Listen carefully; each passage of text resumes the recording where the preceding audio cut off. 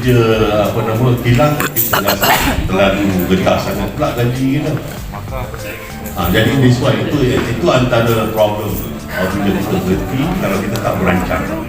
Jadi semasa awak ada kesempatan ni, rancang usaha awak. Tak kisah orang cakap mak jenis lah, tak apa. Awak rancang, awak fikir apa yang patut awak buat. Kalau awak punya pencen ada 2,500 atau 3,000, awak cuma tambah lagi 1,200 je, insyaAllah rumah dah dibayar, kereta dah ada sebiji, anak pun dah start sekolah. Saya ingat 5,000-6,000 steady lah kot. Kalau kita nak duduk kat bandar, kena kerja lebih sikit. Tapi kalau kehidupan kita langsungkan macam mana biasa, insyaAllah 5-6,000 di sini. Okey. Seperti mana saya beritahu tadi, tujuan perubahan LKT bukan untuk pastikan awak ada pencen, tak.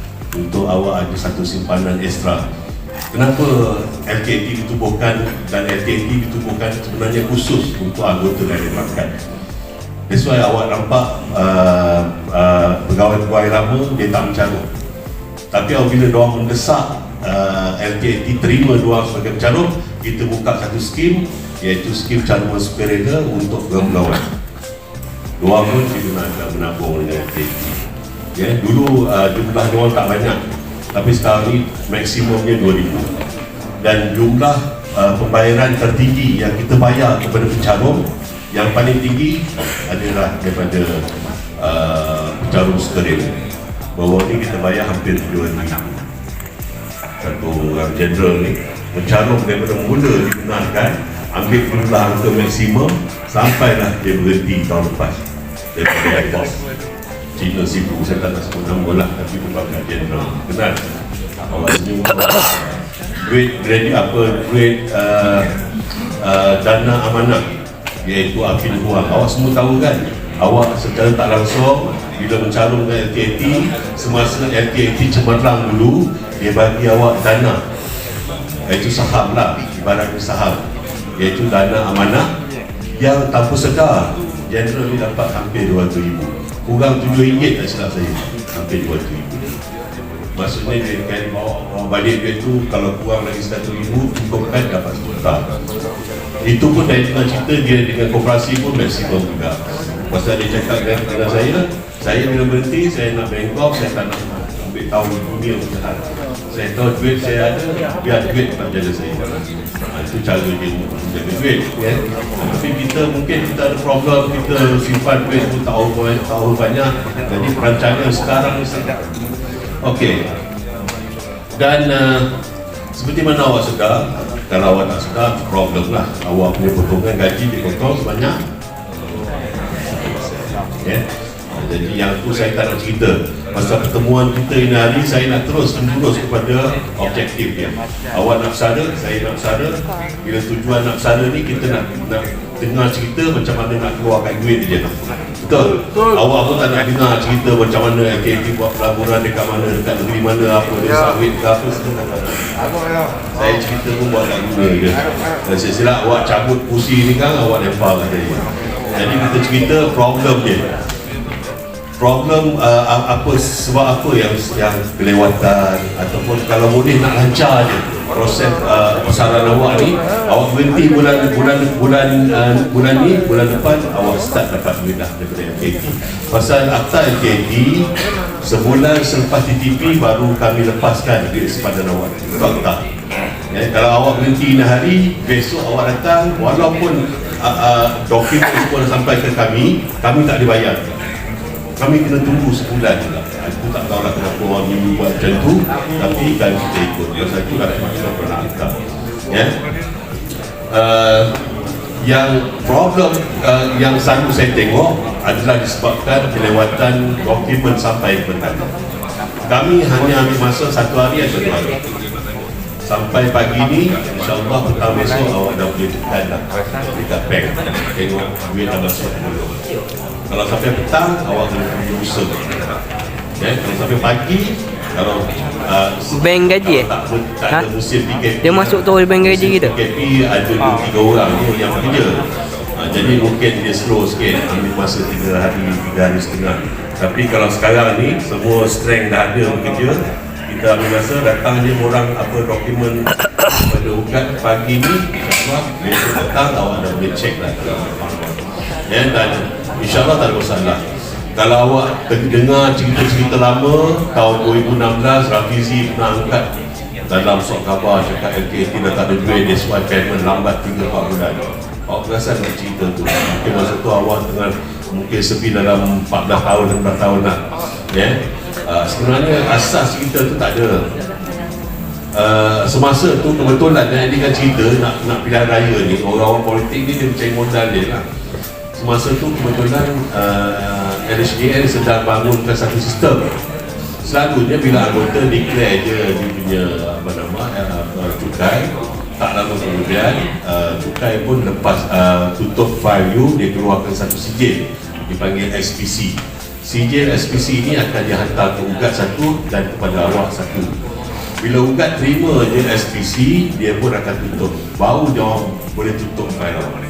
Bila file awak dah ditutup, baru boleh di journal dan journal pegawai sign lepas ke LKT. Tapi semasa itu sistem yang baru dibangunkan dekat LHDN ada problem. Problem dia pasal LHDN tak maklumkan pada semua orang. Dia cuba nak tak tahulah kenapa dia berhasil, tapi dia cuba untuk nak betulkan sistem dia dan mengambil masa yang lama. Bila ambil masa yang lama, tak boleh ugat tak boleh nak tutup file you pasal kita tak terima SPC sebagai syarat untuk tutup file gaji anggota. Itu sebenarnya problem dia. Ugat JRP dan kami ni terengah-engah bila Rafizi bantai macam tu. Sebenarnya kami sendiri pun tak tahu cerita. Ya, dan kita tak ada problem pasal payment, pasal untuk pemberhentian bulan depan kita dah ada dah angka dia. Ugat dah maklumkan kepada kami pada bulan hadapan ada 342 orang contoh, 342 orang. Kita dah standby dah duit untuk pembayaran tersebut sampai dah hujung tahun, ya. Bukan kita dapat di hari 342 orang baru nak tekan komputer nak cari mana nak cari duit, tak ada. Awak nak berhenti lagi 3-4 bulan, semua tu dah diatur dah. Ya? Jadi problem untuk payment lambat cepat pasal tak ada duit tu tak menjadi masalah. Cuma kadang-kadang bila awak ragu dokumentasi akhir, yang ni penting pasal dokumentasi akhir ni ada mungkin tak ramai tapi sebilangan kecil ada membuat kesilapan dalam pengisian borang. Salah satunya cap jari ada setengah tu dia gelik banyak kali, dah bertindih ugat dia. Bila masuk scanner kami ni tak tahu lah dia sensitif sikit. Bila keluar dia tengok muka orang lain, nama orang lain, so gagal dibaca. Bila gagal dibaca, kami kena pulangkan balik kepada anggota, merujuk kepada alamat yang awak isi semasa itu. Bila kami hantar surat bersama dengan orang untuk pengisian semula, awak tak duduk kat situ pula. Jadi borang tu ada sampai ke rumah yang awak tak tu, tapi awak mungkin dapat kerja tempat lain, contohlah awak dapat kerja tempat lain, dan sesekali dia balik. Dari 2-3 bulan kemudian baru awak dapat borang tersebut. Kalau yang mana berduit tak ada masalah, yang tak berduit ni mudahlah dia telefon kami dah tak ada salam dah, semua main mencarut dia. Saya pun dengan budak-budak bahagian kami dah biasalah. Kalau tambah nak raya ataupun nak hujung tahun, sekolah nak buka, diorang nak pakai duit, jangan buat pasal. Tapi staf kami dia senyum je pasal benda nada tu biasa lah. Ya, kita pun faham kalau kita pun nak perlukan duit pula tersekat, tak tahu punca, mula dah nak berapa kan. Tapi kita pun tak seronok sebenarnya, kami sendiri pun tak seronok kalau di akhiran pencalonan awak dalam keadaan macam tu. Kita nak kalau boleh awak pun terima duit tu dengan senang, selesa, dan awak punya belanja seperti mengikut apa yang awak rancang. Dan disebabkan itulah antara benda yang awak perlu bagi perhatian semasa buat dokumentasi akhir. Dan sekarang ni yang baiknya JRP ugat dah sediakan satu one stop center. Awak dah tak payah pergi JRP, waktu nak pergi ke naik bukit dan naik ke ugat, waktu nak pergi ke siap rumahan dekat belakang, dekat risik dan dah tak perlu dah. Semua ada dekat situ je. Ada kaunter JRP, ada kaunter ugat, ada kaunter LTT, ada kaunter bank muamalat, ada kaunter ni yang nak masuk ni koperasi. semua tu saya ingat dekat 7 kaunter akan ada kat situ. Semua awak pergi satu meja ke satu meja. Ada yang muamalat, dia memang dia ikut awak ke mana pinjam dia kan. Ada yang memang tak boleh lagi. Setengah tu pandai.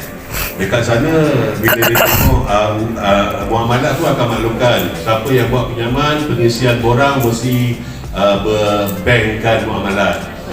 Anggota dia pun bijak juga, dia isi muamalat. Bila hantar ke LKT je, dah benda dah sampai kami, dia call, cik saya ni ingat saya ada problem dengan bank muamalat, dia kadang-kadang on, kadang-kadang tak on. Jadi saya nak tukar bank, boleh ke tidak? Dulu kami tak tahu cerita, kita pun tak tahu maklumat yang JRP dah harapkan untuk semua payment peminjam tu kepada bank yang muamalat ni. Kita pun tukar. Jadi yang muamalat duk tunggu, ini mana duit tak masuk ni, rupanya anggota dah dari pintu belakang. Jadi bijak pandai anggota dah. Tapi sekarang ni kami dah tak boleh alter dah. Apa saja dokumen yang dah ditutup dekat peringkat one stop center tu sampai kepada kami kena ikut je. Ya. Dan macam tu juga saya go through lah kita punya slide.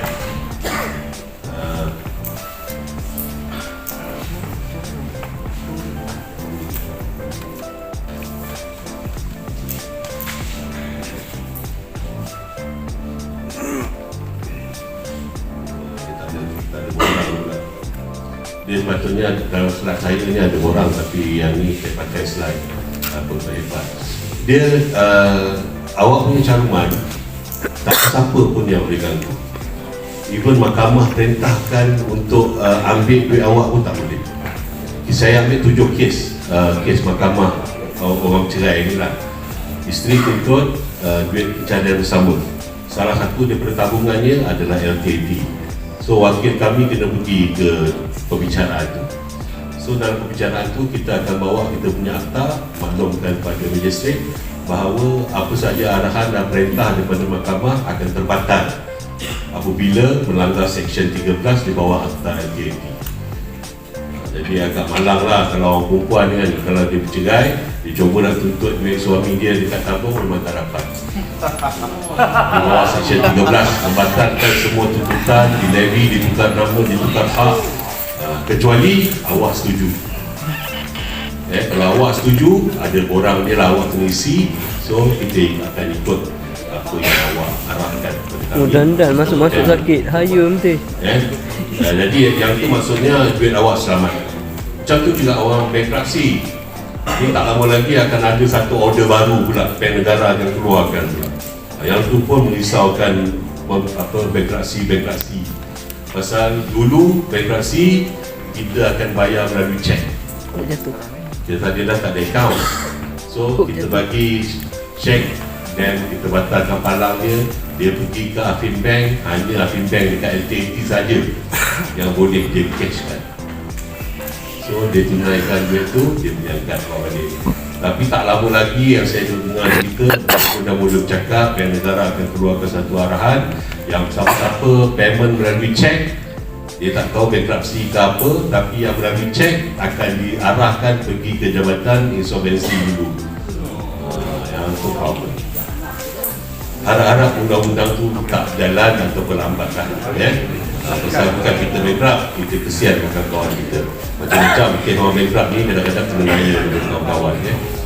Jadi yang itu kita akan buat dengan cara bagi orang bankruptcy, kita bantu dia dengan keluarkan cek. Tapi tunainya mesti dekat bangunan kami je. Afin Satu Malaysia tu. Semua bak duit semua tak mengantuk, tak tidur. Satu kes. Anggota kita, budak komando, kena tangkap 2 tahun lepas pasal bawa parti masuk. Geng komando ni kena tahan dekat penjara Sungai Udang dan dijatuhkan hukum, saya ingat bulan lepas keluar surat khabar 7 tahun setengah. Ada sebatan ke tak ada sebatan saya tak perasan. Isteri dia mengaju kat Timbalan Menteri arahkan kami untuk bantu. So saya pula bak duit semua tak mengantuk. Jadi saya turun ke penjara, jumpa dengan anggota. Dia pula dia cakap masa sebuan tu dompet dia hilang. Jadi dia lari tanpa dompet, dia langsung tak ada kad penerangan tentera, tak ada apa saja, kad pun tak ada. Jadi problem dia macam mana kita nak buat kad penaran, pasal bank perlukan kad penaran sebagai ID untuk dia keluarkan duit. MTAT boleh bantu untuk segerakan payment dan buat proses pembayaran. Saya tengok macam tak ada tindakan, pasukan dia pun macam slow. Saya gunakan seorang kawan saya, seorang kena komando, minta apa CO KD21, dekat apa nama? KDO 21 untuk campur tangan. So campur tangan daripada Bak CO duit tu, semua tak tidur. yang membolehkan benda ni Ada. Bak duit siapa pun tak tidur. baru-baru ni JPN turun. So IC dia sedang dibuat. Selepas dibuat, so baru saya akan minta jasa baik Afif turun ke penjara, bawa apa nama tu yang cucuk scanner dengan cap jari semua tu untuk lepaskan duit kepada waris. Itu antara peranan saya dekat unit saya. Dan unit saya ni selain daripada itu menjaga dormant account. Dormant account ni dulu kalau awak tak tuntut duit awak akan terus beranak.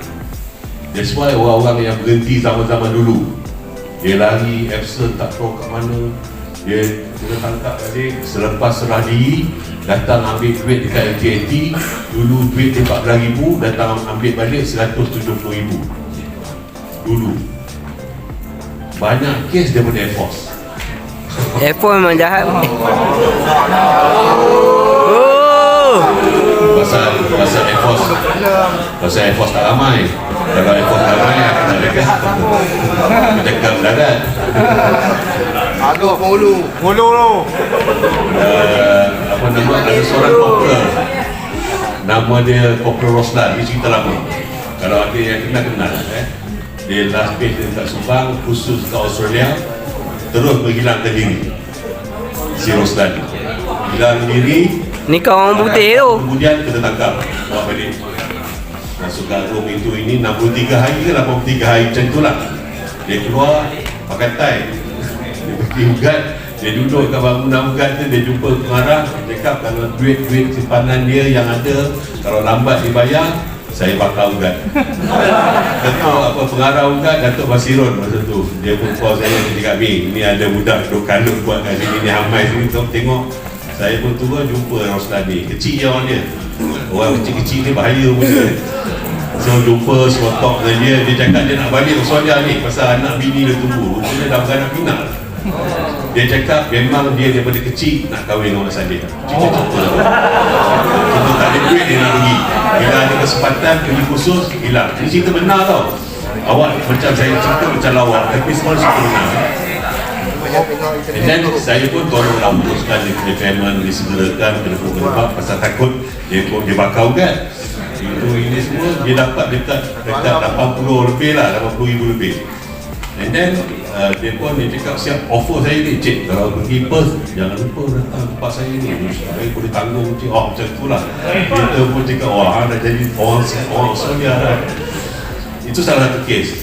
So seorang lagi Air Force juga. Pakai warrant. Dia tak nak ambil duit. Dia duduk dekat Shah Alam, Batu Tiga. Ada apa nama, Nasib Batu 3 bukan Batu 2. Isteri dia pensyarah itu. Politeknik ke? Macam tu lah, saya pun bukan UTI, bukan UTI. Tapi dia lecturer kat situ. Suami dia, saya datang jumpa pasal apa, pasal dibantu oleh kawan dia. Dia cakap saya kenal orang ni. Saya cakap boleh tak tolong kami. Boleh nanti saya cuti, saya datang jumpa sikit. Dia pun cuti, datang jumpa saya pun keluar pergi bawa anggota ni pergi jumpa kawan dia. Saya tengok orang ni orang biasa je. Jumpa dekat bawah tu ada surau, dia suruh saya duduk kat surau tu. Saya tengok DJK, maksudnya orang normal lah. Bukan orang tak normal dia DJK ni kan. Saya pun tunggu dengan borang-borang, dengan saya bawa cap jari sekali untuk dia isi dan memudahkan kami proses. Saya cakap kat kawan saya, kalau dia punya IC dia tak betul sikit, pergi keluar cari tempat betul sikit.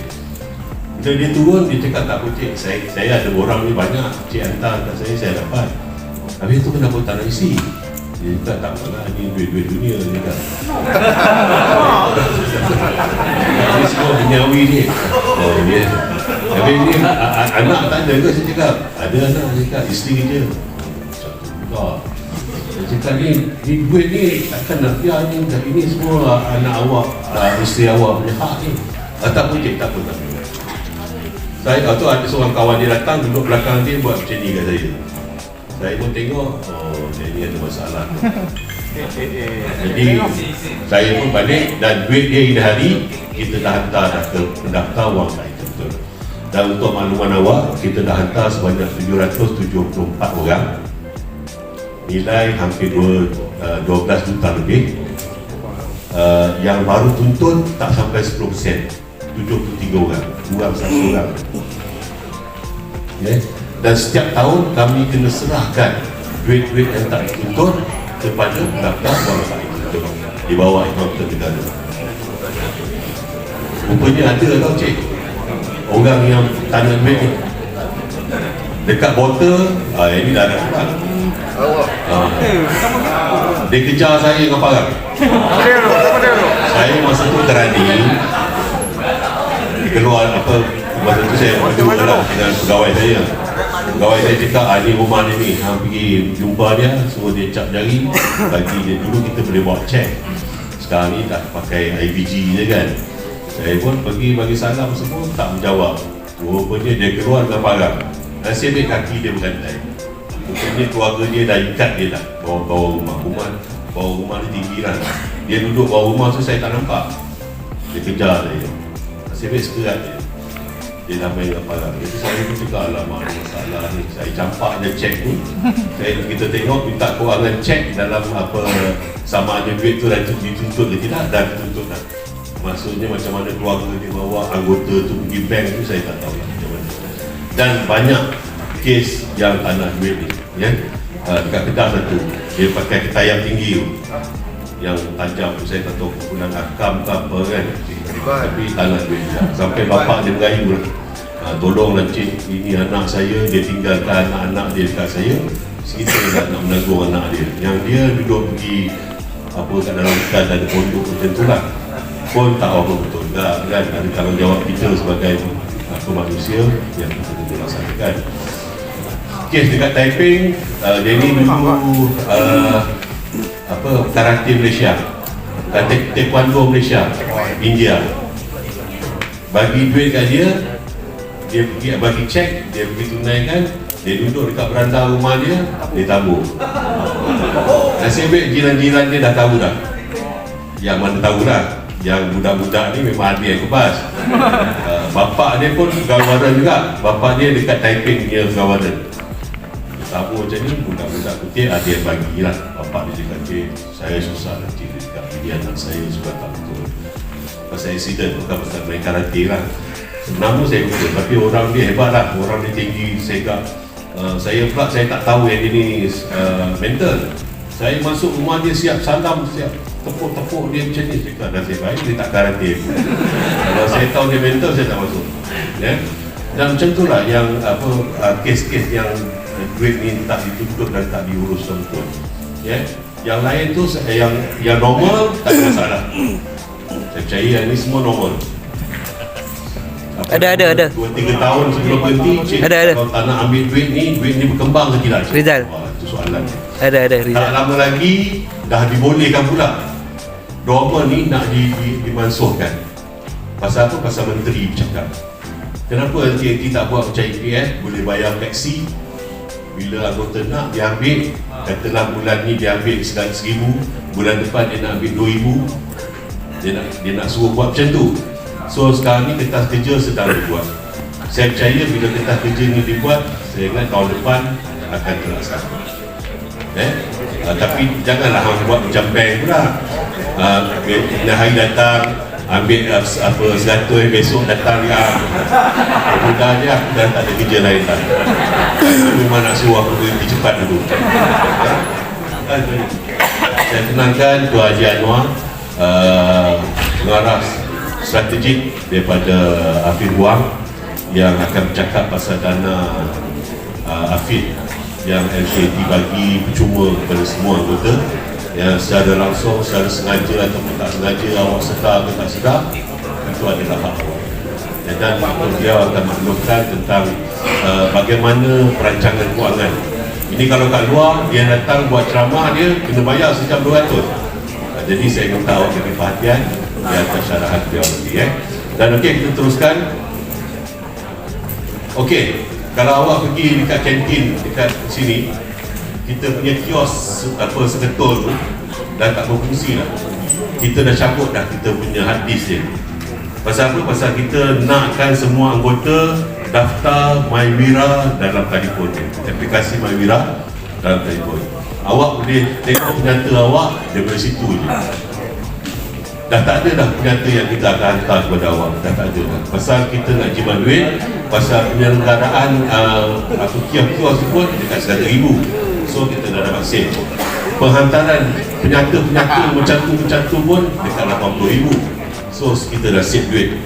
Jadi kita nak semua anggota daftar MyWira. Jadi awak boleh tengok caruman bulan 6, caruman bulan 7, awak boleh tengok macam tu lah. Sampai macam tu dia punya kebaikan dia.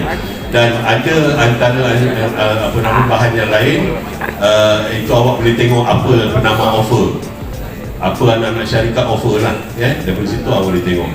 Dan di masa akan datang, awak dah tak payah telefon kami dah. Bila awak berhenti je, awak boleh check kat situ. Bila payment tu dibuat, belum lagi. Yang kita orang beritahu lah, urusan sedang dijalankan tentu. Jadi awak tak payah call. Jadi memudahkan dan sangat membantu lah. Dan awak pun selesa. Kita pun dapat jimatkan duit. Dengan jimat duit itu kita boleh naikkan dividen. Dulu kalau awak perasan LKT bagi dividen, hebat. Awak perasan kan? Kita bagi main angka 12 je, 16. Kita pernah bagi paling tinggi tahun 1996 18.25%. Itu rekod kita. Semasa ekonomi tengah gawat tu Malaysia tu, kita bagi 18.25%. Sampailah kita turun dan kita pecahkan pula kepada masa tu yang Afin kita start bagi dana dan Afin bagi dalam satu jumlah. LTAT declare 7, Afin bagi 5. So ada 12%. Walaupun 7 dulu dalam 7% masuk dalam penyata awak, 5% lagi akan tersimpan di dalam dana amanah. Dua-dua tu duit sebenarnya. Kalau awak tengok dalam penyata dana amanah awak tahulah aku ada sekarang 100,000 unit. 100,000 unit bukan 100,000 ringgit. Dia adalah nilai dia, mungkin kalau dijual dapat harga semasa dapat 30,000 contoh, mengikut harga semasa. Besar dia ni macam saham juga lah, mengikut ada harga turun naik dia. Dan alhamdulillah, dan LKT akan bagi dana ni semasa dia membuat keuntungan yang lebih lah. Sekarang ni kita dalam keadaan menurun, kita turun bawah ni sampai terlalu mendesak sampai 2%. Lepas tu kita naik kepada 3.5, 4.1 bawah ni. Dan tahun ni kita katakan nak bagi yang lebih baik. Pasal tahun ni umur kita 50 tahun. Penumbuhan LKT masuk ke tahun 50. Saya percaya dia akan ambil angka 5 tu sebagai dividen awak. Saya dengar pun macam tu juga lah. Tapi kita doakan semoga 5% tu menjadi dividen, declaration dividen untuk awak semua. Dan begitu juga dengan yayasan LKT. Yayasan LKT ni sebenarnya dia membantu anak-anak anggota tentera. Anak-anak kita yang mana yang cemerlang dalam pelajaran, dia ada macam satu rumah macam bantuan. Anak kita dapat UPSR katalah 5A, 6A. Ada jumlah lebih kurang dalam 450 akan dibayar kepada anak, akan dibagi kepada anak kita. Form 1 450, Form 2 450, Form 3 450. Sekarang ni saya dengar PT3 dah kena hapus. Saya tak tahu lah sampai PT3 itu apa benda pula diorang akan ganti.